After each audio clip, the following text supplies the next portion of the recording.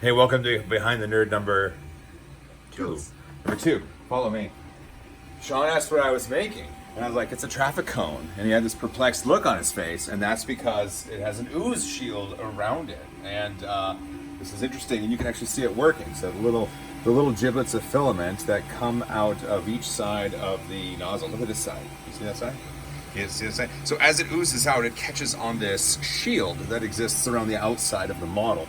If you can poke right down in there, you can see a gap between, come on, move, there you go, a gap between the model and the shield, and that gap exists the entirety of the model all the way down. So when you're done, this ooze shield essentially just breaks away. It's flimsy, it can be broken, torn apart, and taken off the model. And the idea is it protects the model from having all of those things exist on the model, so you don't have to pull them off.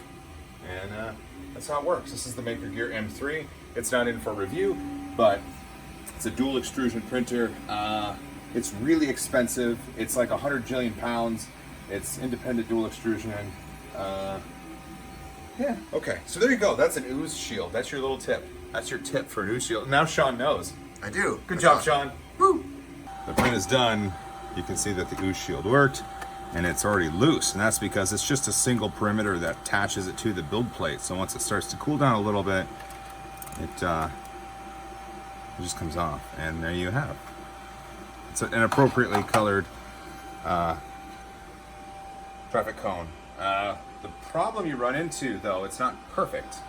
It's not perfect. You can see some color bleed in certain places. This will minimize the color bleed, but it won't 100% remove it, and that's just one of the things you gotta deal with.